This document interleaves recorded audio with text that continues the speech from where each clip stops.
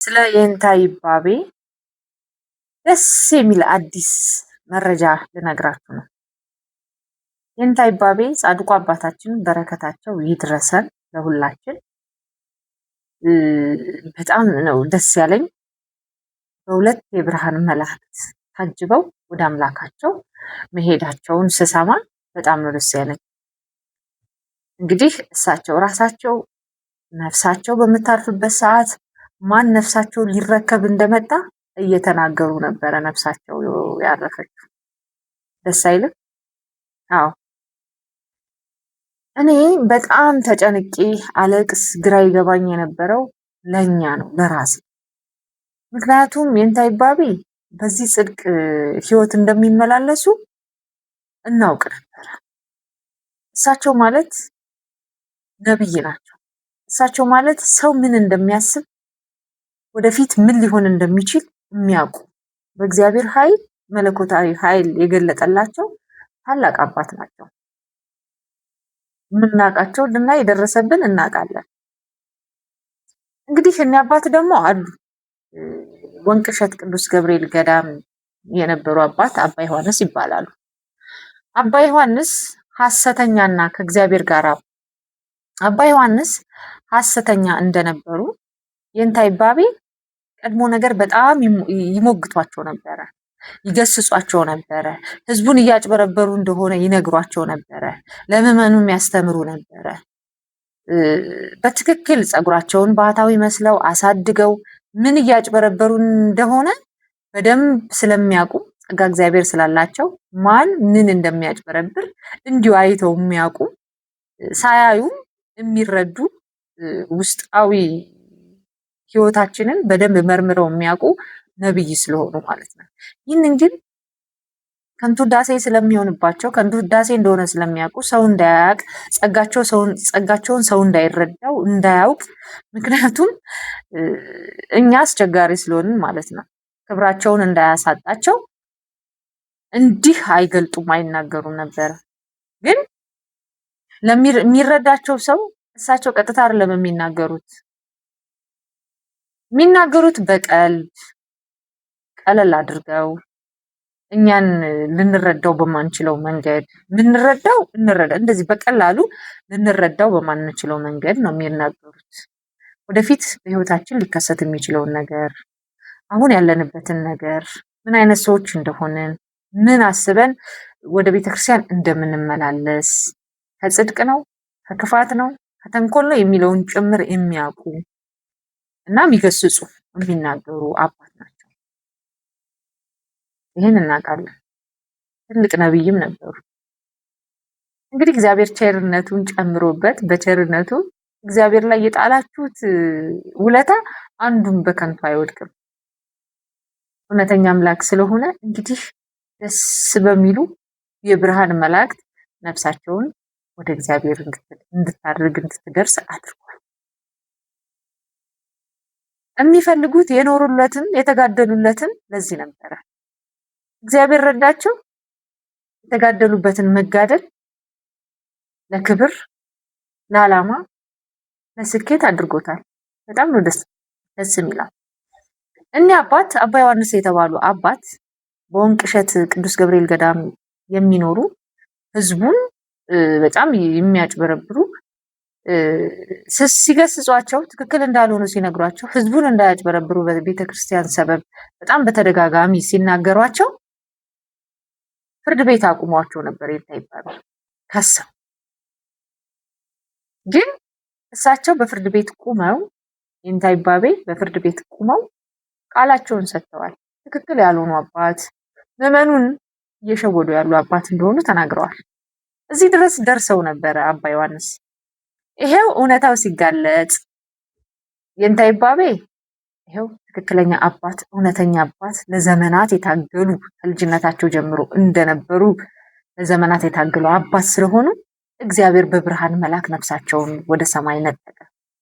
አባ ዮሐንስስ ባጭበረበሩት ገንዘብ 3.2 ሚሊዮን ዶላር በሚያወጣ ቤት ውስጥ አሜሪካን ሀገር ገዝተው የጸበል ቦታ ሰርተው ይኖራሉ። አያችሁ፣ ለዚህ ነው መንፈስን ሁሉ መርምሩ ከማን እንደሆነ የሚላችሁ እግዚአብሔር ቃል። መንፈስን መመርመር አለብን። ያገኘነውን ሁሉ ቆብ ያደረገ ፀጉሩን ያሳደገ ባህታዊ እያልን አንከተል። ምክንያቱም ሰይጣንም ታምር ስለሚሰራ የብርሃን መልአክ እስከ መምሰል ድረስ የመድረስ ኃይል ስላለው ሰይጣን። ስለዚህ ያገኘነውን ሁሉ አንከተል፣ እንመርምር። ገንዘባችንን ለማን ነው መስጠት ያለብን የሚለውን ነገር በደንብ ለይተን ማወቅ አለብን። የእግዚአብሔር ስም ስለተጠራ ብቻ ያንን ገንዘብ እያወጣን በቤተክርስቲያን ስም እንደዚህ አይነት ነጋዴዎች ማዋል ተገቢ አይደለም። ለኛም ለበረከት አይሆንም። አሁንም አሜሪካም ያላችሁ አውሮፓ ውስጥ ያላችሁ እህት ወንድሞቼ መርዳት ከፈለጋችሁ፣ ቤተክርስቲያንን ማገዝ ከፈለጋችሁ፣ በረከት ማግኘት ከፈለጋችሁ፣ ነገ መንግስተ ሰማያት እንወርሳለን ምጽዋት በማድረግ ብላችሁ የምታስቡ አጠቃላይ ቤተሰቦች ወንድሞቼ ማንን መርዳት እንደምትችሉ ማወቅ መለየት አለባችሁ። ገዳማውያን አሉ፣ አይወጡም፣ አይናገሩም። ከእግዚአብሔር ጋር ብቻ ነው ግንኙነታቸው። ግን በራብ ውስጥ ነው ያሉት። እንግዲህ ሁሌ እነሱ ጾመኛ ቢሆኑም በራብ ውስጥ ነው ያሉት። እነሱን እርዱ፣ ለነሱ ላኩ።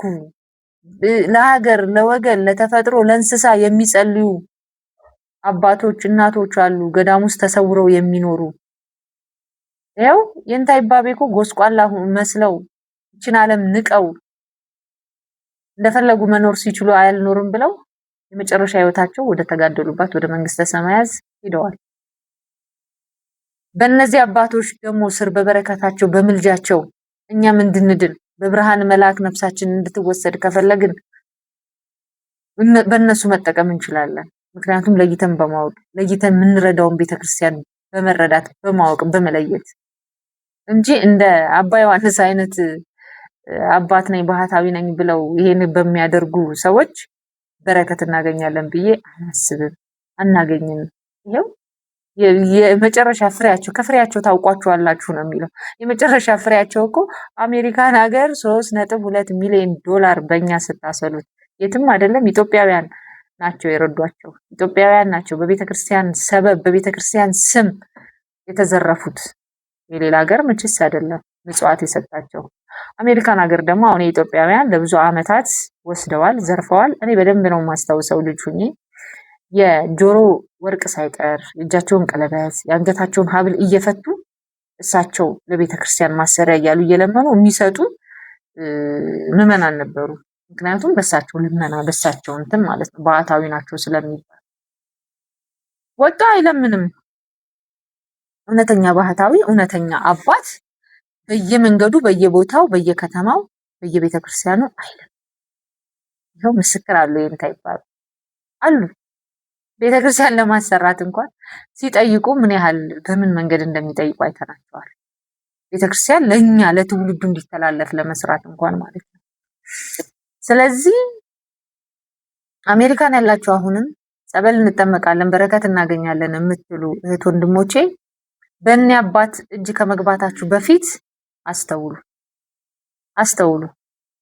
አሁን እዚህ ኢትዮጵያ ውስጥ ያለውን ገንዘብ ጨርሰዋል እስከሚበቃቸው ወስደው አሁን እዛ ደግሞ እንግዲህ ሌላ ቢዝነስ ከፍታሉ ማለት ነው በጸበል ሰበብ። እና በምንድን ነው የምንድነው ብላችሁ ራሳችሁን መርምሩ፣ ጠይቁ። እሳቸው ባህታዊ አይደሉም።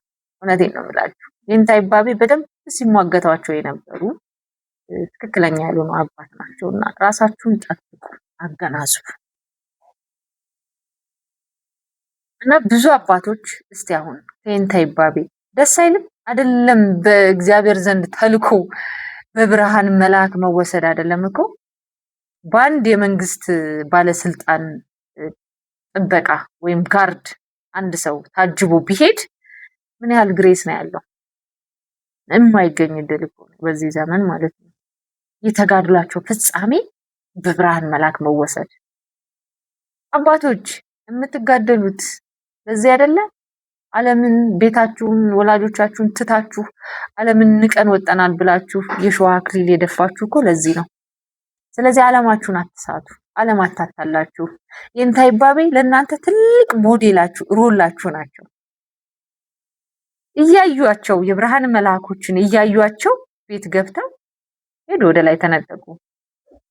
በቃኝ ከዚህ በኋላ ጌታ ሆይ መቆየት አልፈልግም፣ ራቡንም ጥሙንም እንግልቱንም አልፌዋለሁ፣ ጨርሼዋለሁ፣ እስሩንም ጨርሻለሁ፣ ስለዚህ ይብቃኝ ውሰደኝ ብለው ነገሩት። ከ2 ሰዓት በፊት ማለት ነው። ነፍሳቸው ከማለፏ ከ2 ሰዓት በፊት ይህንን ሲሉ እግዚአብሔር መልአክ መጥቶ ከ2 ሰዓት በኋላ ነፍሳቸውን ይዞ ሄደ።